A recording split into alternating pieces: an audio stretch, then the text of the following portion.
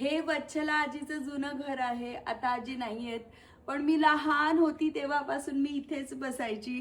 आजी या बाजूला बसलेल्या असायच्या आणि आजी त्यांच्या जुन्या जुन्या गोष्टी सांगायच्या. हे वच्छला आजींचं जुनं घर, जिथे आम्ही किती खेळलोय, किती राहिलोय. हा वच्छला आजींचा ओटा आहे आणि आम्ही जेव्हा लहान होतो तेव्हा या ओट्यावर खूप खेळायचो. आज आषाढी एकादशीचा उपवास सोडण्यासाठी ही वरणबट्टी, आमसूरची कढी आणि वांग्याची भाजी केलेली आहे. ही वासंती आईच्या घरातली चूल आहे आणि आता हे पाणी तापून झालं की वासंती आईची नात लावण्या त्या पाण्याने आंघोळ करणार आहे.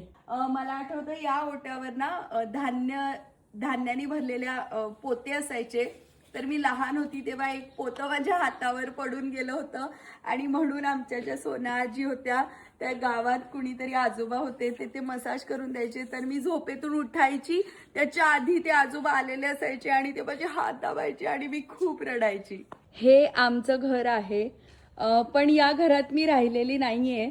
मी जेव्हा 3-4 वर्षाची होती तेव्हाच माझ्या मोठे बाबांनी, पप्पांनी, आजोबांनी दुसरं मोठं घर बांधलं होतं.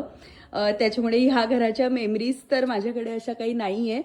फक्त मला आठवतं आम्ही नवीन घरात गेल्यावर पण हे जे वर दिसतंय ना थोडी जागा, तिथे झाडं लावलेले असायचे. जसं की काय म्हणता, कोरफड असायचं वगैरे. तर त्याचे पत्ते तोडायसाठी आम्ही यायचो.